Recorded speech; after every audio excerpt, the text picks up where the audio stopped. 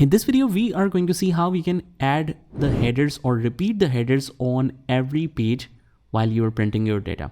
So although we have adjusted this complete data within 2 pages using the page break settings, but when we go to the file and click on print, the first page is perfectly fine. But if we scroll to the second page, the headings are missing. So if you want to repeat the headings, no matter how long your data is, what you can do is you can just simply enable the repeat titles option, and that can be done by going to the page layout and click on print titles.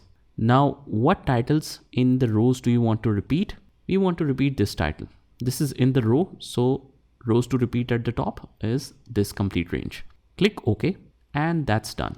Click on file and click on print. The first page is this.